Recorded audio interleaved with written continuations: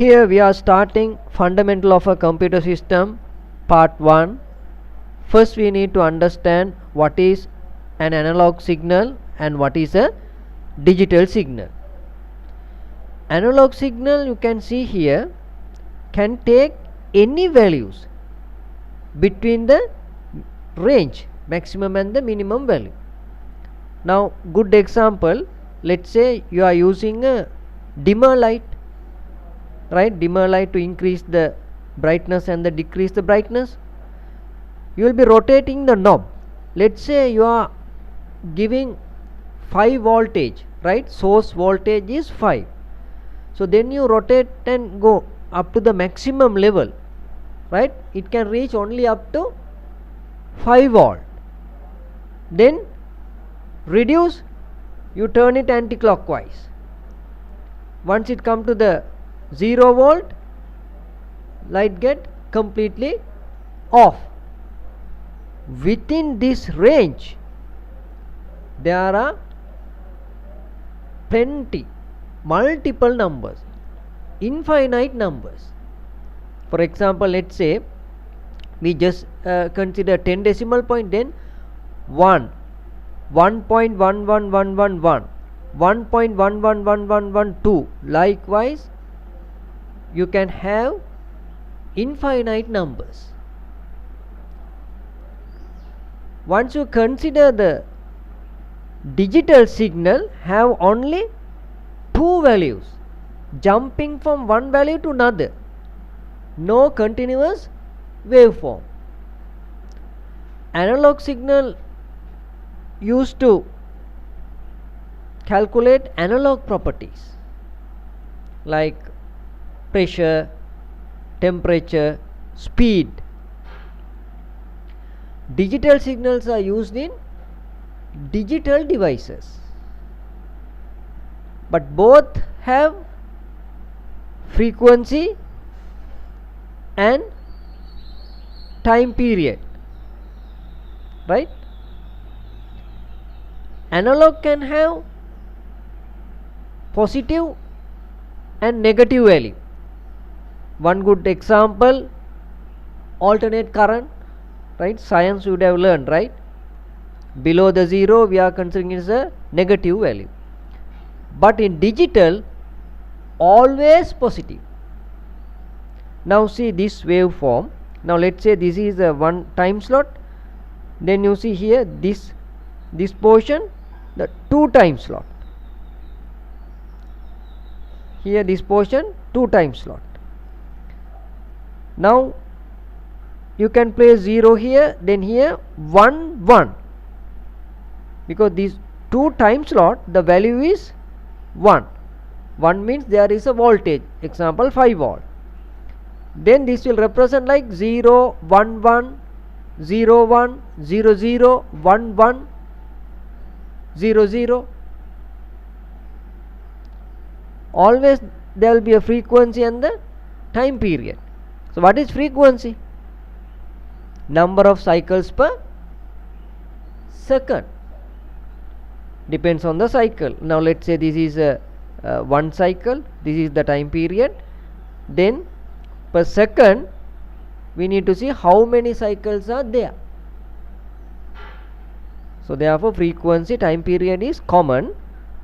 Analog, you can always see the continuous waveform, infinite value within the range, but here only discrete value. Discrete mean we can see only 2 status, 0 or 1. One good example, now let's say you are pressing character A. Computer display, as you press, computer display character A. As you press B, computer display character B. How is identified? Now let's say you are designing a keyboard, they will send you the standard. You need to follow the standard, right? A number 65 is assigned, B number 66 is assigned, but you know computer can understand only ones and zeros. So according to this value, you need to design a circuit. As you press character A, the circuit should generate these clock pulses. Right? Later in number system I will be explaining in detail. Now I am just giving a good foundation, right? Now you can easily understand this. Now 0 1 0 0 0 1, now this value is actually equivalent to 65 in decimal. Now this is the logic controller designed such a way, when this signal is fed, the controller will activate this line. So this will display character A. As you press B, you need to design the circuit. Then here this change, this becomes 0, this becomes 1. Now the logic controller will understand, right? This is different from the previous waveform. Then it activate this B. Likewise, everything is done using ones and zeros in digital devices, maybe smartphone, a personal computer, whatever. Now it is very clear what is an analog signal, what is a digital signal, what purpose analog signals are used, and what purpose digital signals are used. Now here you see, now this is actually analog signal. Let's say it's a alternate current. Then you will be drawing a line here, right? 0 value. This is above 0. We consider as a positive cycle, no? Then this is actually negative cycle. Once you convert this to digital, digital will always take two values. Above this level is taken as 1. Below this level is taken as 0. No negative value. Now it is very clear, right? Then what is an analog computer? Right? Devices that uses analog signals are known as analog computer. Here the computing is done. That's what we are calling it as a computer, right? Because we are familiar with only personal computers now. So we are using for the personal purpose, and the computing is done. Therefore we are calling it as a personal computer. Here also input, process, output is taken, right? Then we are calling it as analog computer. Now speed meter, it will calculate the speed, rotation per minute or second, the wheel rotation. Then according to the speed it generate voltage value. Then the moving pointer moves. When you increase the speed, it moves to the right side, and when you decrease the speed, it moves to the left side. According to the speed, the voltage value is generated, but it continuous value. That's what we call it as analog. Even the thermometer, right, the temperature is shown using a liquid level. Audio amplifier, right, the volume knob, you can increase or decrease. Accordingly it will increase the sound or decrease the sound, but continuous value is always there. If there is a continuous value, then we are calling it as a analog signal, right? Devices use analog signals to compute values, then we are calling it as analog computer. Digital computers, smartphone, tablet, laptops and desktop. It's very clear now. Then hybrid computers. Certain times we need to combine both analog and digital. Analog is for the speed, digital is for accuracy. Because analog can directly read the physical property, no? For example, heartbeat. Using analog signal, directly read the heartbeat. But for the displaying, we are using digital device. They need to convert analog to digital. Here the both signal will be used.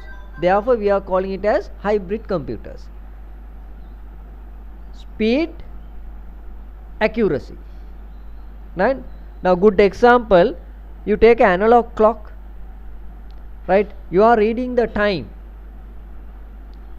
let's say the between 1 and 2, right? Then you assume it may be 12, 13 or 14, but in digital exactly you can see it will read the exact time. So therefore digital is used for the accuracy, analog is used for the speed, directly can measure the physical properties. Even a petrol pump, continuous flow is there, right? Therefore the analog is used, it will calculate the flow rate. Finally the cost is displayed using digital.